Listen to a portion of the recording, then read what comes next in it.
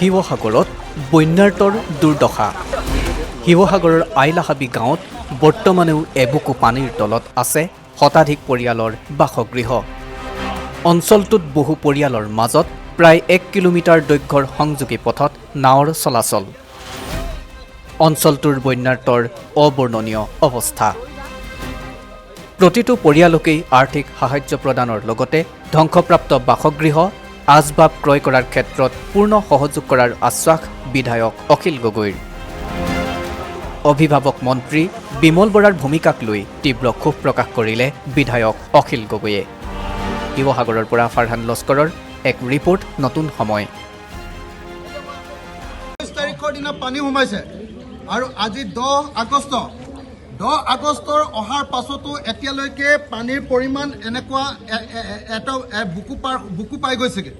গতিকে পৰিস্থিতি কি ভয়াৱহ অসমৰ প্ৰত্যেকজন মানুহে বুজি পাওক। এইটো হ'ল মগৰাহত পঞ্চায়ত।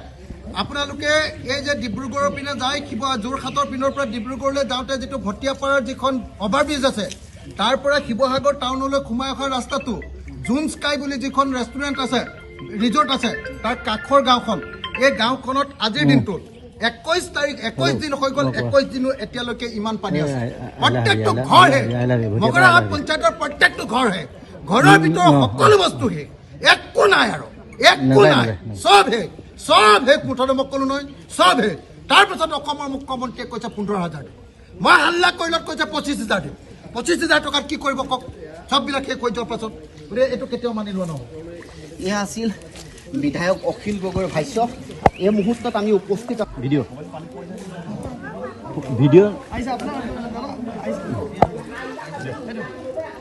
পাৰিবিনে ভিতৰলৈ?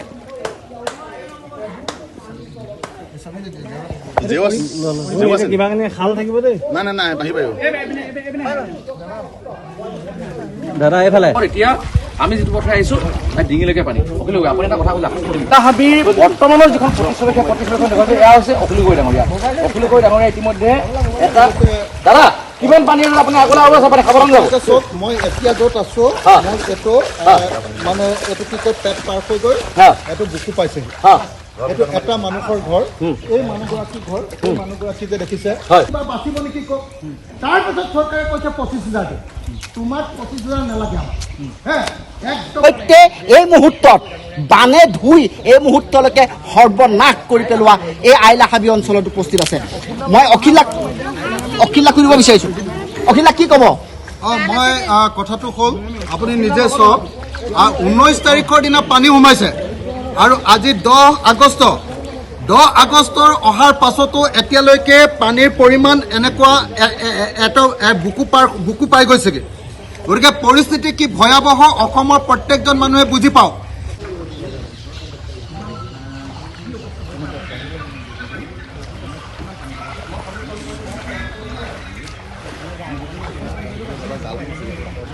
জাল এখন আছে, এইপিনে কিনাৰলৈ হ'ব, কিনাৰলৈ জাল চব একোৱে নাই আৰু ভিতৰত একোৱে নাই, মুঠতে একো নাই মানে একোৱে নাই আৰু চব শেষ। মানে তেখেতসকলৰ নিমখৰ টেমাটোও তলত পৰি আছে, তাৰপিছত হালধিৰ টেমাটোও তলত পৰি আছে, ঘৰখনৰ যিটো হেৰি আছিলে, গেছৰ চোলা আছিলে, সেইটো পানী তেনেকৈ ডুব, একোৱে নাই, একো নাইকিয়াৰ পাছত অসমৰ মুখ্যমন্ত্ৰীয়ে কৈছে যে এই পৰিয়ালটোক মই 15,000 দিম। মই হুলস্থুল কৰাৰ পাছত কৈছে 25,000 দিম, আৰু 25,000 তালিকাটোতো আকৌ তেখেতৰ নাম জনায়। এতিয়া মই আকৌ মুখ্যমন্ত্ৰীক কোৱাৰ পাছত কৈছোঁ যে সোমোৱাই দিম। আকৌ অসমৰ কি কয় আপোনাৰ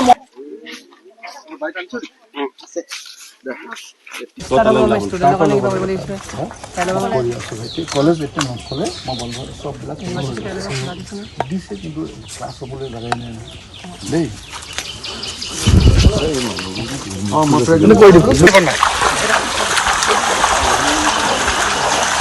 ৰাতি লগ কৰিবি আকৌ।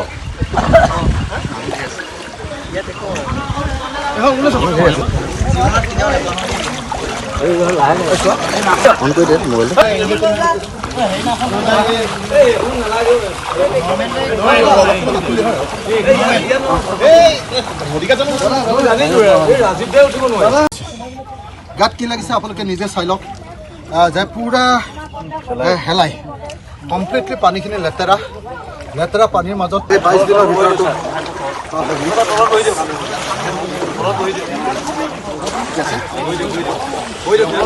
হয় কেৱল কথা নহয় সাংবাদিকৰ কেমেৰা দেখিলে কেৱল কথা নহয় কাৰ্যত কৰি দেখুৱালে বিধায়ক অখিল গগৈয়ে আজি বন্যাত্মৰ কাষৰ পৰা আহি আছে এই মুহূৰ্তত আৰু ভাগৰি